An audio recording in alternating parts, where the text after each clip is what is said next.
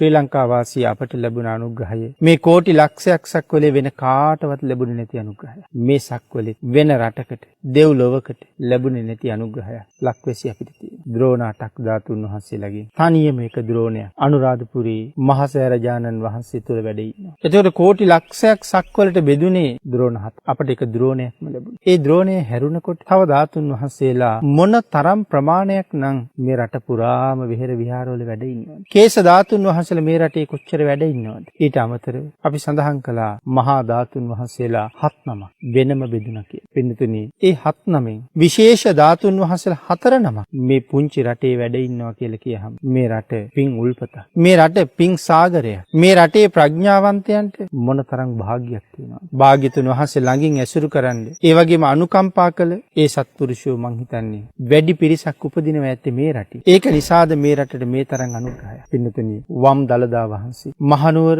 දළදා මාලිගාවේ වැඩ ඉන්නවා. ඓතිහාසික සෝමාවතිය චෛත්‍ය රාජානන් වහන්සේ තුල දකුණු ශ්‍රී දළදා වහන්සේ බුද්ධ රශ්මි ධාරා විහිදවා දෙවියන් මිනිසුන් පහදවා ලෝක සත්වයාගේ නිවන් දොර විවර කරමින් සෝමාවති චෛත්‍ය රාජානන් තුල වැඩ ඉන්නවා. එහෙනම් සතර දළදා වහන්සේගෙන් දෙනම මේ පුංචි රටට ලැබුණේ මොන අනුග්‍රහයක් තියෙන නිසාද? අකු ධාතුන් වහන්සේලා දෙනමයි. එයින් එක ධාතුන් වහන්සේ නම දකුණු අකු ධාතුන් වහන්සේ අනුරාධපුර මහමෙවුනා උයනේ තූපාරාම චෛත්‍ය රාජානන් වහන්සේගේ ධාතු ගර්භය ඇතුළේ අද බුද්ධ රශ්මිය විහිදුවමින් ලෝක සත්වයාට අනුකම්පාවෙන් වැඩි. ලලාට ධාතුන් වහන්සේ සේරුවාවිල මංගල මහසෑය රජාණන් වහන්සේ තුල අද බුද්ධ රශ්මි විහිදුව වැඩි.